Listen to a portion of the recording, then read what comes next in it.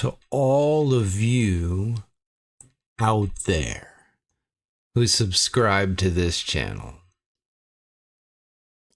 All 3 of you, 1 subscriber, 2 subscriber, 3. I don't know, but you might be the sort of YouTube viewer who faithfully watches each new video on your subscriber list in order as they drop.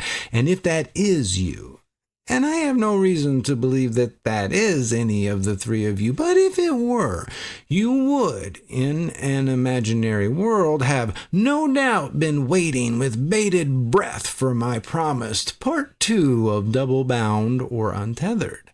Of course, not only is that a thoroughly moot point, as you can probably already tell, this is not that video. We're taking a detour. You see, from the very inception of this channel, through numerous false-footed starts and reluctancy-laden second guesses about content, format, talent, but never was there any doubt that Mimesis, you know, the tool for narrative analysis, or is it the means of characterological inquiry? Or is that a same difference kind of thing? Whatever, you know, Mimesis. From the very inception of this channel, I knew Mimesis would be the backbone to which each and every video essay would hang for dear life. But that being the case, a certain question then becomes perpetually relevant. At least here on this channel, the question can always be, what is Mimesis again?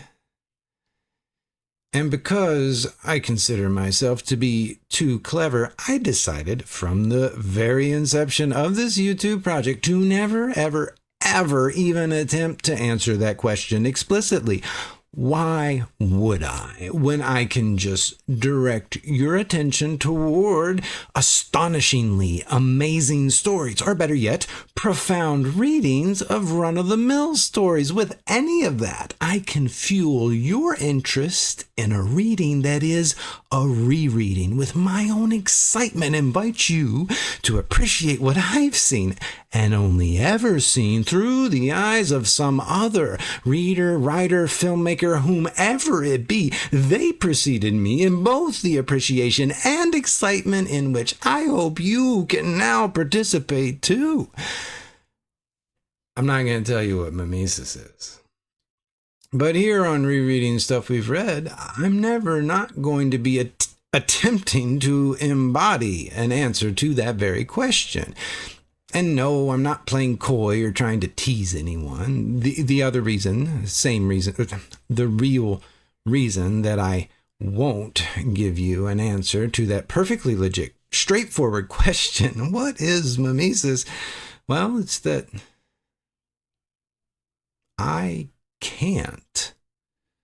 Plato, Aristotle, Erich Auerbach, a high school English teacher, you know, most anyone of a higher caliber than anonymous YouTube rant monger can give you an answer to that question if you need it. But how can I tell you what I don't yet know? I can't. But what I can do is give you some training wheels that have served me well enough. Take a look up there. That will always get you somewhat down the road, but it will also always be a bridge far too short, because that's not true. Mimesis is not imitation, not even a little. For starters, and just to start, the connotation. In English dialects, at least those with which I'm familiar, we can hear about an imitation whatever, and we're not far away from thinking, oh, so it's not real. Even if we know that technically, an imitation doesn't necessarily have to be a paltry derivative of a true hallmark bearer. Still, the frequent negative sense of that very commonplace usage just bleeds into all the surrounding lexical entries. Nobody wants to imitate. Nobody wants to be pegged as an imitator. Nope, around here we're all authentic. Don't want no imitation nothing. So, if for no other reason than to escape the unsavory implications that will cloud so many English-speaking minds, if I'm going to talk about a process that does not move us a step away from reality, but quite conversely is exactly what makes us humans into who we really are, well, then I'll need a different word than imitation. And mimesis fits the bill, at least the way I use it. Okay? So there is a clear difference between the two. They're not the same. So why even invite equivocation? Who wants training wheels that will inevitably trip you up and bloody your knees every time?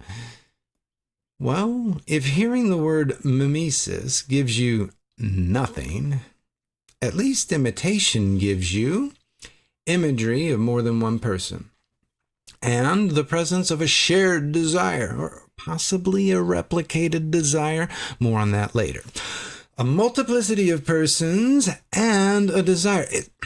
It's only two things, but it's kind of a lot. So start there. When you hear mimesis, think imitation. When you hear mimetic, think imitative. When you hear mimetite, you will never hear anyone say the word mimetite ever again. But for now, just think imitator. Swap them out. And as you pore over more and more interesting examples of human being, if you're into that sort of thing, you will eventually have to abandon the idea of imitation because of its many, many inadequacies. Yeah, even if we manage to fully redeem that negative connotation, there are additional semantic strictures placed upon the word that just won't let it fit where we need it to go.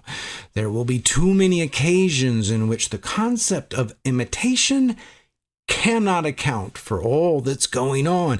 And so another concept will naturally begin to take its place. That is mimesis. And for me personally, that is all of mimesis.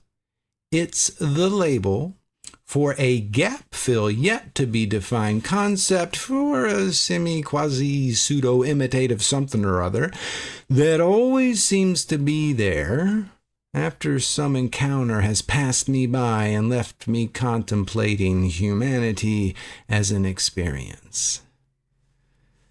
Let me give you an example. Yeah, something beautiful and stirring when understood mimetically, but sort of a ho-hum head-scratcher if all you got to work with is imitation. Denis Goulet's 2012 short film, Barefoot. Now, newcomers, this is how it works here. Stop whatever you're doing. Presumably you're listening to me. Stop it. Find the Vimeo link in the description below and take 10 minutes to watch, rewatch an amazing film. It's free. It's awesome, and frankly, my forthcoming analysis of how evocative imagery is clarified in the lens of mimesis, contrasted against the smudged and puzzling vagaries swirling in the lens of imitation. Oh, that can all wait till forever. Watch the film. You may not even come back to this because...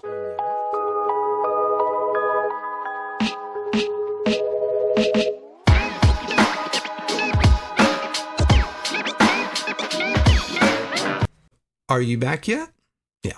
All right. if Alyssa were simply imitating her pregnant friends, desiring to become just like them, then this movie gets super confusing like halfway through at the big reveal. And the confusion spreads in both directions. What you've already seen, what you're about to see is just one bafflement bumping up against another.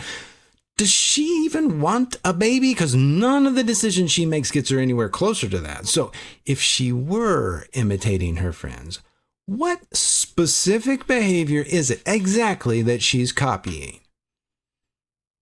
There is none.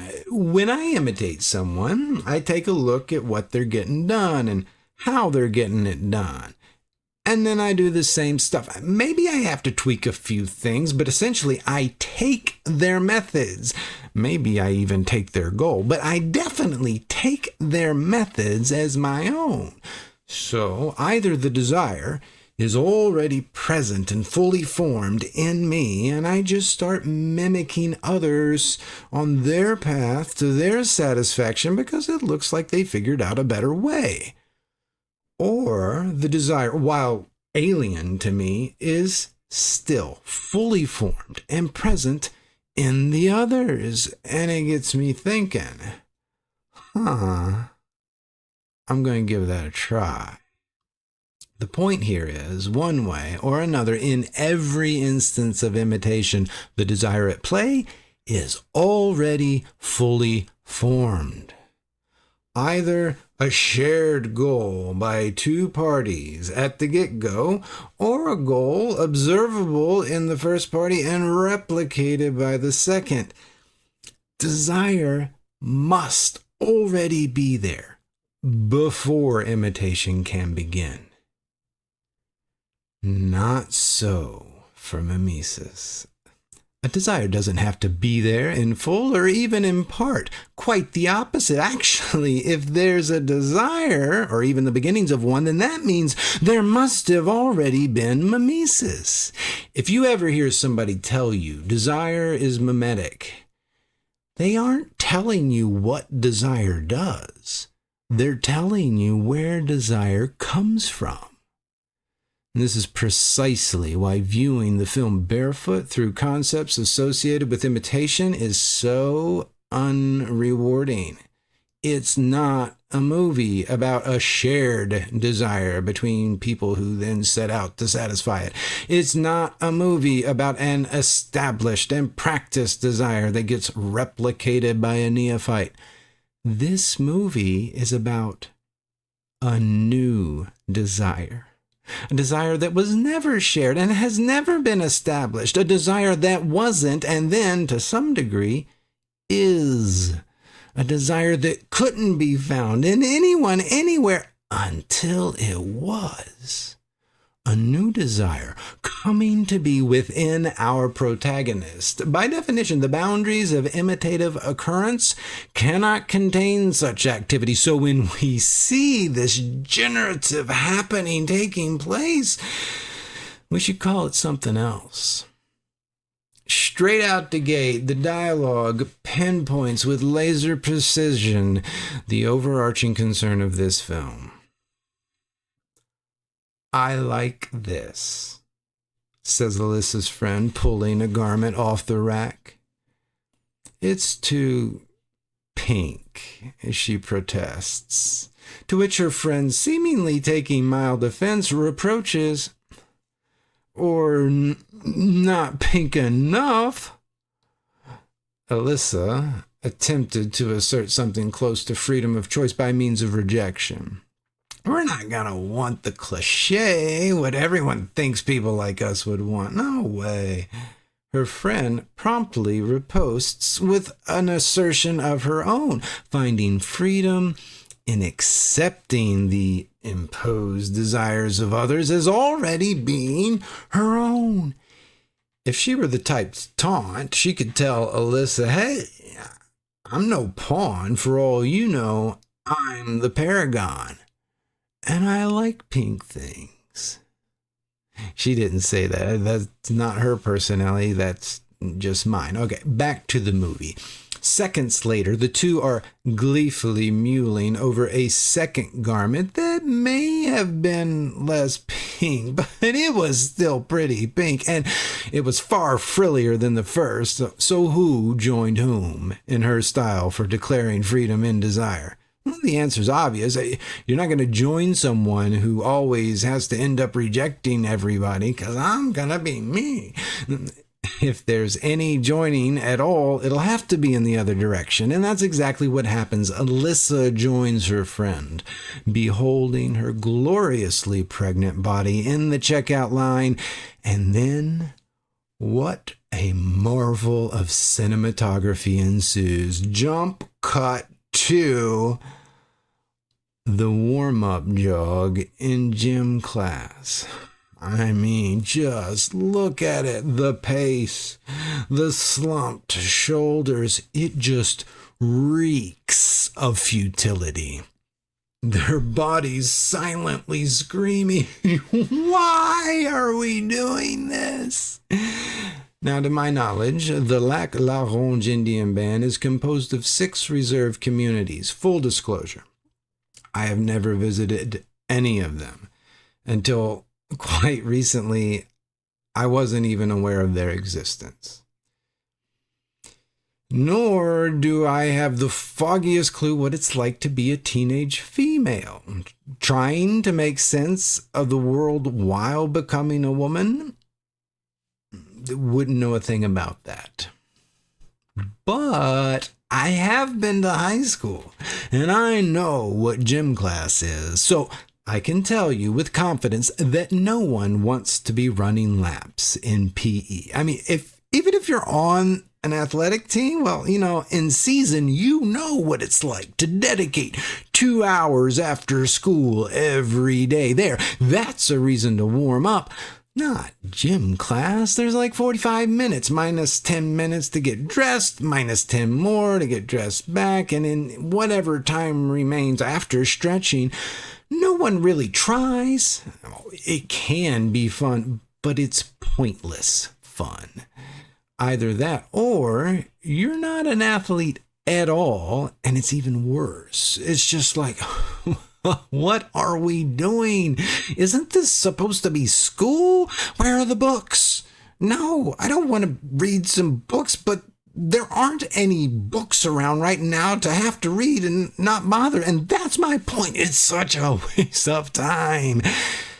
I would apologize to all the high school gym teachers out there, except that I won't, because I'm pretty sure you all figured this out long before we did. So Alyssa rounds the corner, sees her 2 friends on the bleachers, and she sees the only 2 people who have escaped the oppressive futility pervading that gymnasium. She sits down just like them, but not because she's imitating them. There's no assessment of shared goals or best practices to achieve said goals.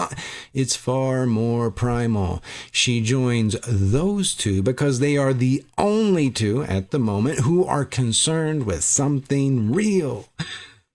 Whimsical and fanciful as spinning a silver ring over a laden belly may be, it still makes more sense than the mindless revolutions of warm-up laps in PE. Alyssa ain't going back to that. The gym teacher calls her name, and instantly the thought of voluntarily choosing that futility over anything else in the world, it makes her sick.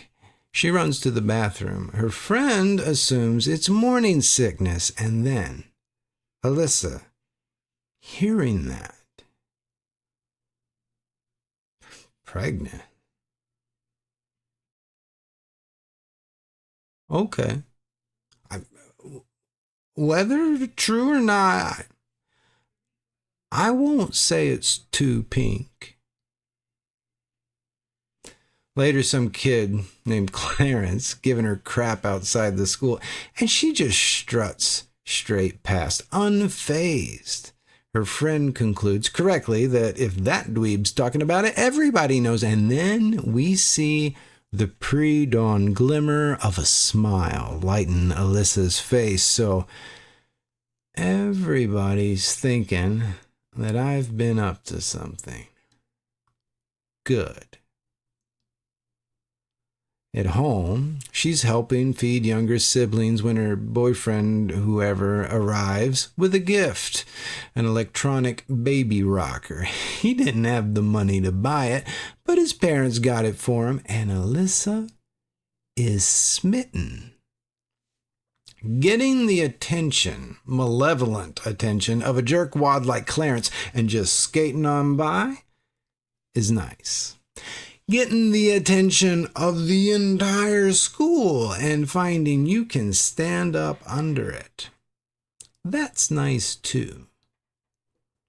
But having someone see you as someone to build a future with, that's really nice. That is exactly what an escape from futility would feel like, right? So Alyssa decides to keep this thing going.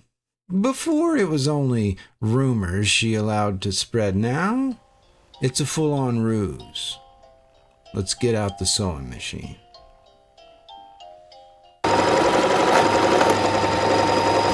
A few months later, Alyssa meets that friend from the opening scene's clothing rack and others in a restaurant. Amidst the chatter, she crouches to greet an adorable infant seated in a carrier on the floor, whose mother remarks how small Alyssa's belly is. Now, at this point, first-time viewers don't know that Alyssa isn't pregnant. So, her step back, the look of concern on her face, when I saw that, I just assumed it was an expectant mother deeply unsettled by a piano drop of worry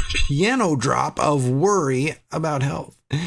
And being a first-timer, questioning and self-doubt are basically synonymous. You mean it doesn't look right? Have I done something wrong?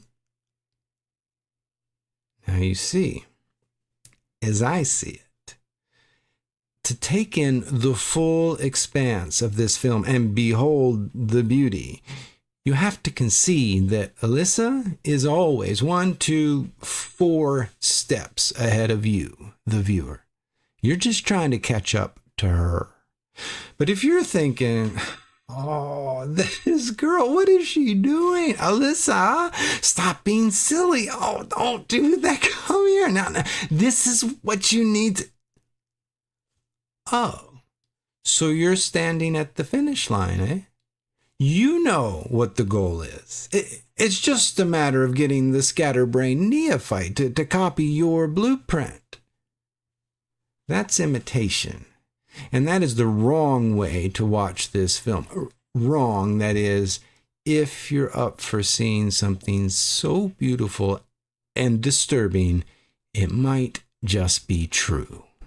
Because truth is, she ain't trying to have a baby. She ain't even trying to pretend like she's having a baby. No, not really. That's accident, not essence. She's just trying to believe that there is an escape from the futility. That's all. Oh, come on, Andrew. Well, I'm Andrew, by the way. Andrew, what are you talking about? Escape from the futility. What could possibly be more futile than trying to build a future on a false rumor turned into a lie and a belly pouch? I hear you. I hear that. I do. But please do not think of Alyssa as a fully formed character with established needs and wants who then makes decisions in order to achieve her desired goals.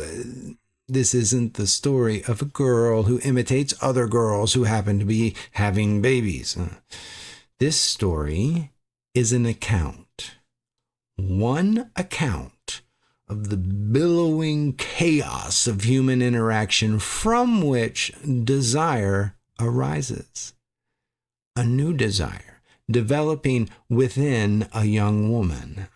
Analogies to fertilization and fetal growth, it's low-hanging fruit. I'm just going to point at it, duck my head, and keep going. in her bedroom, trying to fix her belly and make it look right. First, stuffed animal, too much. Takes off her socks, folds them. Perfect. Now, where I'm from, barefoot and pregnant is a stock phrase for destitution. You know, on knife's edge of tumbling into hopelessness, that sort of thing. And what I'm about to say isn't intended to be Alyssa's inner monologue.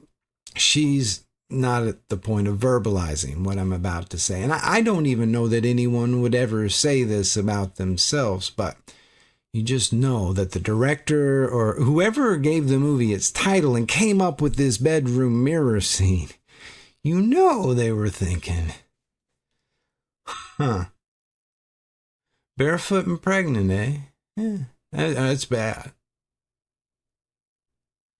But our girl Alyssa, she ain't got a baby to look forward to. She is just barefoot. Has to fake everything else. Some of you, no doubt, who know young single mothers right now or have known them, were friends with them through the scary times, or have yourself been a young single mother. Some of you are thinking, you don't have a baby coming. Okay, Alyssa, that's a good thing. You've got time to grow up, live a little, maybe even low-risk experimentation in whatever you want. You want to be a mother? Great. You can start now by building a stable home for the family you will have one day. Of course, all of that is true and makes perfect sense. But if that's what you're thinking Alyssa needs to hear, you've missed the point of her story. Reason and rational choice are afforded to those of us who have attained a certain level of conscious awareness, but desire comes on the front end of all that. And I'm not saying Alyssa falls short of the awareness needed to make rational decisions. No. What I'm doing here is asking you a question, yes or no. Do you think all your desires are rational? If not, no matter how well informed you are, even if it be through intimate, personal experience, maybe you should let this girl become a mirror for you and contemplate on yourself for a moment before you get distracted by some lecture that needs given. At least, that's what I had to do before I could really see what was happening in the film. She learns that her boyfriend's dropping out of school to work full time because of the baby. Immediately, she has got to be alone, closes the door to a stall in the bathroom. Now, earlier, I just gushed all over that shot of the warm-up laps in the gymnasium. It was so good. For an instant, it literally just teleported me 25, 30 years like that. I'd never seen something like that on TV, a movie, anywhere. But the bathroom stall scene, that's almost a trope for, I need to be alone. Still, familiar as it may be, there are some startling reversals at work here, because it's not like, the newly pregnant girl just found out that the jerk deadbeat dad-to-be don't even care. No, this girl isn't pregnant, and she just found out that the big doofus does care, thinks he cares, if you can care about something that isn't there. The scene, so familiar, inverts that whole structure. But watch out. I've already warned you about this. Do not lapse into an imitative reading of her character that presupposes you or anybody could know what she is after. You don't. She's deeply worried, but she's not worried about I'm going to get found out. It'll be embarrassing, but if I let him quit school, that's a big deal. No, it is a big deal, but Alyssa's concern is so much bigger. And if you don't see it, just follow her. The next time she sees that boy, she's tying the nose of another elephant lie to the tail of the last one. It's not yours, the baby. I got drunk. Notice he doesn't exactly believe her because he's like, Alyssa, why would you say that? But at that point, she's done. Left him behind. And if you're still asking the same question he was, you haven't caught up to her either. Why would she say that? As soon as he found out about the baby, he showed up at your door with a gift. He was broke then, but he's found a job. And okay, when he first sees the belly pouch, he might be a little confused. But Alyssa, this guy's a keeper, right? I'm not saying it's time to get married, but he's just proved he wants to do right by you. That's special. And you're going to throw that away with another ridiculous lie. Alyssa, why would you say that? Well, it's obvious, actually, when you see it. And if you don't, it's nothing bad. It just means you don't yet have the eyes to see what she sees. Fortunately for big doofuses like me, it's easy enough to piece together. It just took me a couple years after I first watched it, but I got here. And if any of y'all are still lost, you don't have to wait as long as I did. Just think back. What moment precipitated her decision to not just let the wild rumors fly, but commence with the ruse? Why'd she do that? No, not the goal she had in mind. No, that is not the question. What I'm asking is, what led her to do it? She was looking in the eyes of a boy who saw her as someone he could build a future with. And it was really nice. It felt like an escape from futility, and you don't let go of that. Now, when did she first start to realize that this guy was not something to hold on to? I'm dropping out. I'm getting full time at the gas station. We gotta get our own place. That is somebody who is going to do what his parents tell him to do. Somebody who's going to do exactly what the upstanding members of his community expect of him without the telling. And that's good, but a guy who's manning up to take responsibility in the eyes of everyone, he doesn't have the same glow as the kid who brought over the baby rocker. He doesn't. Honestly, he just doesn't look the same. In fact, it's looking like this guy might not be someone you can build a future with at all. Because he's talking exactly like someone who's going to build your future for you. Not with you, for you. That is not an escape. That is the welcome mat to broad fields of futility far as the eye can see. Have a baby, take care of it, and get taken care of. When Kukum came into her bedroom that night with such a magnificently embroidered baby garment to pass on to a fifth generation, what would have been a fifth generation, as an outsider, I got sucked in immediately. What a great granny.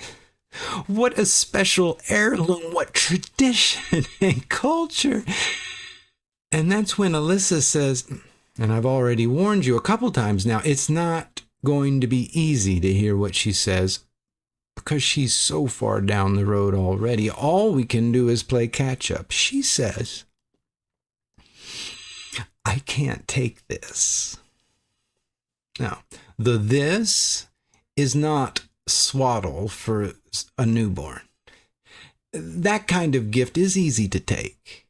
And she's not talking about the fact that she doesn't yet have a baby to put in it. In comparison to what's actually ailing her right now, that's a simple enough matter to take care of. Stork's gonna come around, probably. When she says, I can't take this, she's talking to herself about everything. Her friends, the cutie pie who wants to do right by her, even her own grandmother. And it's not a rejection. You can see she loves her kukum. And I'm sure she relishes the good gifts she's received. No doubt she is awed by the beauty of what her friends, family, community have to offer. No, Granny, I won't be afraid to use it. And yes, I'll try to be strong, but it's good. It's just not pink enough.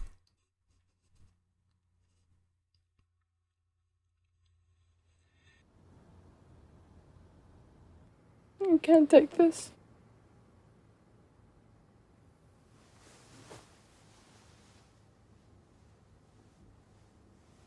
Cada costetta pacetta in ossum.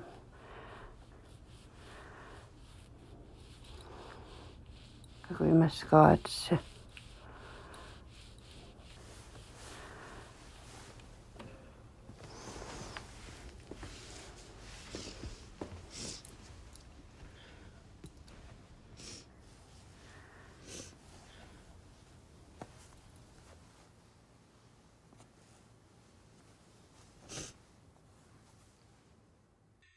Alyssa was just following her friends around, and one day she got a taste of what it was like to step free from futility. That awakened a new urge, not an instinct, but too poorly defined to be considered a desire, at this point anyway. Whatever it was, it started growing. The reason why earlier in this video I could proclaim with absolute confidence that you don't understand what our protagonist wants, you don't know exactly what she's after, it's because, how could you? She doesn't even know yet. Just as we, the viewers, have to follow her to understand where she's going, she has to follow this new urge if she's ever going to understand what it can become.